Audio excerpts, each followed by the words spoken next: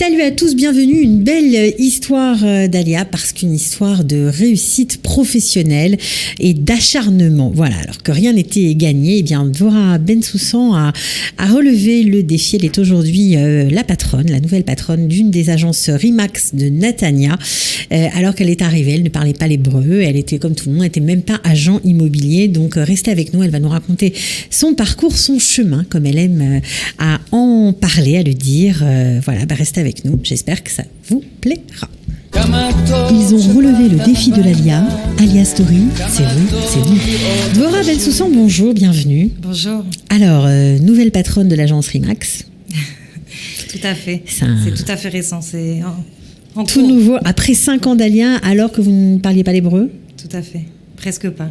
Voilà. Quelques mots. Et que c'était pas du tout votre on va dire, plan de carrière. Vous ne saviez pas du tout ce que vous alliez faire. Vous êtes arrivé avec des petits-enfants. Vous étiez en congé de maternité, je crois. Voilà, c'est ça. Mon dernier, il avait 6 mois. Ouais. Et puis, mon agent immobilier qui m'a trouvé mon appartement. Quand vous avez fait l'Alia, donc. Quand j'ai fait mon Alia, m'a lancé, tiens, tu ferais une bonne agent immobilier. Voilà. Donc, il m'a même donné un tuyau pour devenir agent, donc suivre une formation. Je te fais un petit coucou, Mardoché. Voilà, bah ouais, bien sûr. Toujours remercier. Voilà, il a une part là-dedans aussi. Et donc il vous a dit, passe le diplôme, vas-y, lance-toi, t'es faite pour ça. Tout à fait. Vous l'avez cru. Je te verrai bien. Vous l'avez cru ou vous avez dit pourquoi pas? Non, j'ai dit pourquoi pas, j'essaie. Voilà. Est-ce que c'est un truc qui facilite l'intégration quand on chope les cadeaux de la vie, comme je les appelle? Ah, tout à fait, bien sûr. Moi, quand je suis rentrée en Israël, j'ai vu opportunité à toutes les portes. Voilà. J'ai dit je prends, ça vient. C'est un changement, c'est une chance. Il faut vous rapprocher parce qu'on vous entend pas très bien. Rapprochez-vous un petit peu, voilà. J'ai dit c'est une chance de pouvoir tenter comme ça, de partir loin. Je me suis éloignée de ma famille, éloignée de beaucoup de choses, et puis je me suis dit maintenant c'est soit je vais pleurer parce que je suis toute seule, ou alors je vais tenter des opportunités.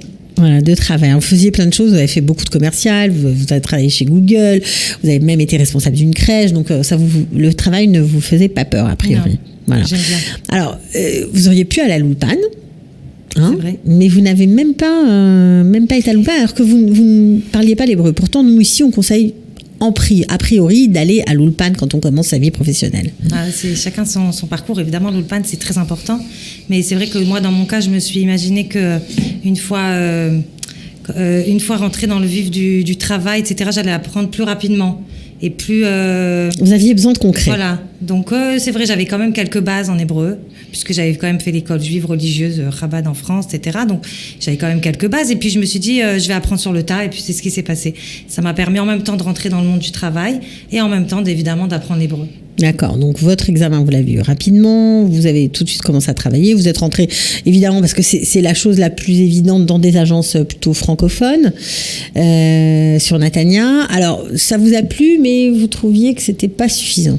C'était un petit peu limité au marché français. Voilà, et vous aviez envie de découvrir Israël? Tout à fait, découvrir la culture, découvrir l'immobilier à l'israélienne. Et j'ai choisi donc de rentrer chez Remax. Voilà, vous êtes rentré chez Remax, vous avez tapé à la porte tout simplement. Bonjour, vous ne connaissez rien. Comment ils vous ont accueilli premier jour? C'était drôle. Je suis rentrée je suis rentrée à la porte chez Remax sans prévenir. J'ai demandé à voir le responsable et puis je lui ai dit comme ça Anilo medaberet ivrit, aval ani rotza la'avod. Donc je ne parle pas l'hébreu, mais je veux travailler. Voilà. Okay. Il a rigolé, il m'a dit bon, ok. Est-ce que il a essayé de parler un petit peu avec moi? Il a vu que je comprenais quelque chose quand même. Je parlais moitié anglais, quelques mots en hébreu, et puis il m'a dit je veux que tu viennes. Ouais, mais il vous a posé une question quand même avant de vous dire je veux que tu viennes. Il m'a dit non, c'est vrai qu'il m'a lancé une phrase quand on avait déjà avancé quelques rendez-vous. Il m'a dit où est-ce que tu te verrais dans 5 ans? Puis moi, tout naïvement, je lui ai dit peut-être à ta place. C'est exactement ce qui s'est passé 5 ans plus tard. Il m'a dit j'aime bien cette réponse. Voilà, comme quoi le culot, ça paye ici. Ça paye des fois, oui. Ouais, ça paye. Bon, alors, comment c'était? Parce qu'au début, vous avez dû commencer le porte-à-porte, courir à droite, à gauche, enfin, je sais pas, ça devait être difficile quand même. Vous avez dû vous prendre quelques claques. Beaucoup de claques, bien sûr. Il y a tout un chemin à traverser. C'est vrai, il y a du porte-à-porte. C'est pas toujours simple quand on est une maman de devoir faire du porte-à-porte le soir et prendre des baby-sit pour garder nos enfants souvent. il y a un grand chemin, il y a des mois et des mois de travail. Sans salaire, à se poser des questions. Et puis, il y a aussi la pression des gens, mais attention, les Israéliens, ils vont te bouffer. Et puis, il y a Rimac, c'est très grand, et puis c'est pas pour toi. Tu arriveras jamais. Beaucoup de gens qui découragent quand on entreprend quelque chose. Tout à fait. Ouais. C'est vrai que c'est un petit peu hors circuit, c'est un peu différent d'aller dans ce milieu. Et en fait, je savais que c'était l'école. C'était une école pour moi. Je suis allée à l'école de l'immobilier, tout simplement, en fait. Ils m'ont appris qu'est-ce que c'est l'immobilier, quelles sont les étapes à franchir avant de toujours chercher à faire une affaire. Il faut chercher d'abord à créer une carrière. Et c'est ça que j'ai fait, en fait, dans ce parcours. Donc, il y a un chemin à traverser. Il faut remplir son magasin d'appartements. D'accord, il faut le remplir. Il faut quoi ? Il faut développer des contacts. Il faut rentrer des appartements. Et chez Rimax, on travaille uniquement en exclusivité, ce qui veut dire que ça crée une difficulté pour l'agent immobilier. Mais en fait, c'est une difficulté qui est de prime abord, c'est une difficulté. Mais en fait, c'est un cadeau qu'on lui fait. Ouais. C'est un cadeau qu'on fait à l'agent immobilier parce qu'il a la garantie de la vente de l'appartement. S'il trouve le bon client, etc., etc. Alors, vous avez eu envie de baisser les bras parfois ? Bien sûr. Enfin, je me suis toujours dit que j'étais au bon endroit, déjà. J'ai jamais... Quoi, en Israël, à Netanya que ce soit en Israël, que ce soit à Rimax, que ce soit à Netanya. Bon, Netanya, c'est vrai, je me suis déjà posé la question. Non, mais en fait, c'est important de savoir que quand on fait un choix, on doit être à 100% dedans. Si on n'est pas à 100%, ça marche pas. Ça marche jamais. Mais c'est vrai que j'ai toujours su que j'étais à la bonne porte, que j'avais tapé à la bonne porte et que j'étais au bon endroit. Et c'est vrai que parfois, il y avait certaines difficultés je me disais... Quel genre de difficultés ? C'est quoi ? Parce que vous avez l'air très entreprenante, fonceuse. Quel genre de difficultés ? Les difficultés, c'est déjà de rentrer dans cette culture israélienne qui est... c'est... brute de décoffrage. C'est assez brut, oui. C'est ça, ça paraît brut. Ça paraît brut. On te dit c'est bien, on te dit c'est pas bien, t'es nul, ça va pas, on te le dit aussi. Et ça, c'est dur à entendre. Tout à fait. Puis il faut pas oublier que les Israéliens, ils sont là, ils ont leur famille, ils ont leurs repères. Nous, on est là, ils ont leurs copains, ils ont leurs contacts. Moi, pour mon cas, j'avais pas un repère, j'avais pas de famille, j'avais pas de maman qui pouvait me garder mes enfants, ou de belle-maman, ou de rien. Et puis c'est vrai que tout ça rajoute un petit peu à la difficulté. Mais c'est comme ça qu'on s'adapte, en fait. Est-ce que ça vous a aidé dans votre intégration personnelle avec vos enfants, dans votre famille ? Est-ce que ça a été un soutien ? Tout à fait. Ce milieu professionnel. L'un engendre l'autre, en fait. C'est quand on comprend l'hébreu, donc aussi on peut aider les enfants à l'école. Quand on comprend comment fonctionne une maman type israélienne, alors ça nous permet de relativiser sur certaines de nos difficultés. Puis on a aussi des tuyaux des fois quand on est face à une difficulté parce qu'on a un milieu israélien autour de nous, puisque en Israël ça marche beaucoup par les contacts, pour ne pas dire le piston. Ouais. Donc ça nous aide, bien sûr. On a des contacts, on a plus de facilité, bien sûr. Aujourd'hui, je sens que je connais dans pratiquement tous les domaines, j'ai un contact. Ouais, donc ça rassure. Tout à fait. Alors, vous partez en guerre, en tout cas, pas en guerre, mais en tout cas, ça vous énerve profondément quand vous voyez des Français qui vous disent « Bon, moi, je peux pas travailler chez des Israéliens, c'est impossible, j'ai pas la langue, je vais travailler dans un call center ». Ça vous énerve beaucoup ? Je dis juste que c'est difficile... Enfin, c'est dommage de se limiter quand on fait l'IA à call center. Non pas que call center soit un problème. C'est vrai qu'il y a des gens qui, pour eux, c'est difficile d'être au téléphone toute la journée, puis c'est pas épanouissant surtout. Bon, il y a ce que je veux juste transmettre, c'est qu'il y a d'autres choses qu'on peut faire qui peuvent nous épanouir déjà, et qui aussi peuvent nous ramener à un salaire important, parce qu'on est tous là dans un milieu professionnel à chercher un bon salaire qui puisse nous garantir un certain niveau de vie. C'est surtout ça avant tout. Ouais. Donc vous pensez que oui, c'est possible et il faut pas se décourager. C'est un chemin. Il faut pousser des portes. Mais il faut profiter aussi du chemin. Il faut avoir de l'ambition, bien sûr. Ouais. Tout est possible. Ben, la preuve. Non, parce qu'on se rend pas bien compte, mais c'est quand même un bureau comme le vôtre. Aujourd'hui, c'est 15 agents, donc c'est des responsabilités malgré tout. C'est beaucoup de clients aussi, j'imagine, beaucoup de choses à gérer, beaucoup de pression. Alors, vous êtes seul pour mener à bien tout ça ou pas ? Non. Alors déjà chez Rimax, on a une structure qui est déjà prête. Bon, Rimax, c'est une agence immobilière internationale. C'est plus de 1200 agents en Israël et 70 agents à Netanya. 30% des ventes à Netanya qui sont faites par des agents immobiliers sont faites par des agents Rimax.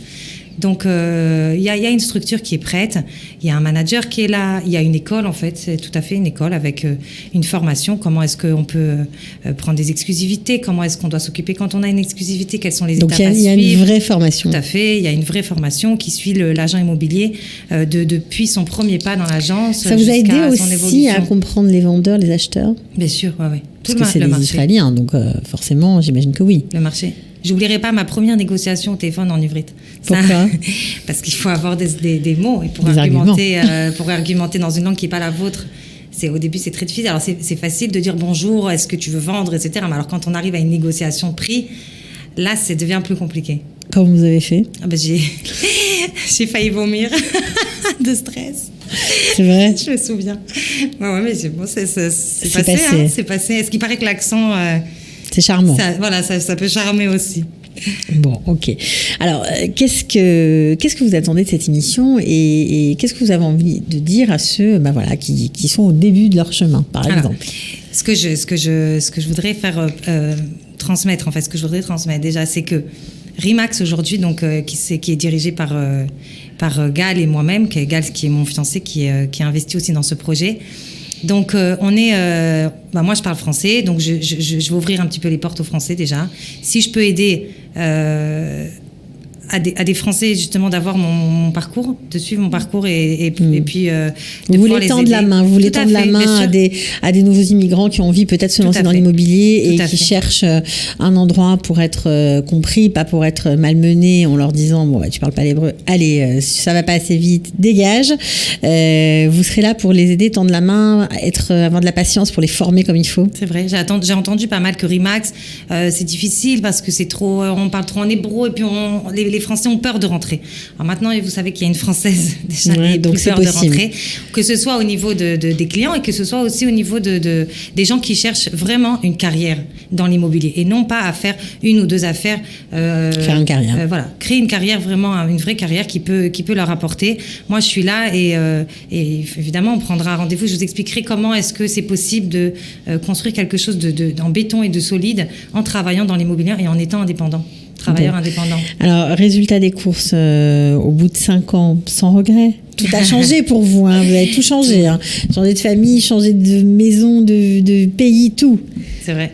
Mais sans regret. Sans aucun. Voilà, je crois même que c'est grâce aussi à votre ancien patron et à cette ambiance et à ces gens que vous avez connus dans le cadre de votre travail que vous avez évolué aussi personnellement. Tout à fait. C'est mon patron qui m'a fait rencontrer mon fiancé d'aujourd'hui, qui sera bientôt mon mari si Dieu veut. Et c'est vrai que c'est une grande famille en fait, Rimax. Ouais. C'est une grande famille, c'est ma deuxième famille. Et ils le savent parce que je leur dis toujours, mais c'est vraiment, c'est émouvant parce que étant donné que j'ai pas de famille ici, pratiquement pas. Ouais, c'est vers eux que vous vous êtes tournés. C'est eux qui sont toujours là, qui ont toujours été là pour moi et on est tous l'un pour les autres, toujours comme ça. Et voilà. Et ça s'est reflété même dans ma vie personnelle. Bon, en tout cas, merci beaucoup d'avoir témoigné comme ça à cœur ouvert et puis de tendre la main à ces francophones qui galèrent parfois au niveau de l'emploi. Donc voilà, une carrière en tant qu'agent immobilier. Il faut quoi comme qualité pour être un bon agent immobilier? Il faut avoir la niaque. Il faut être... il faut avoir la atmada, comment on dit ça? Je sais plus. La persévérance. Il faut être persévérant. Il faut avoir beaucoup d'énergie, de l'ambition. Et tout le reste, tout le savoir... c'est accessoire, vraiment accessoire. D'abord être quelqu'un qui a de l'énergie et qui a pas peur de bosser et qui et le reste ça vient. Le reste ça vient après, ça c'est Rimax qui s'en charge. Okay. Bon, en tout cas merci beaucoup Dvorah Ben-Soussan pour cette interview et avec plaisir, à bientôt. Ils ont relevé le défi de l'ALIA Story, c'est vous, c'est nous.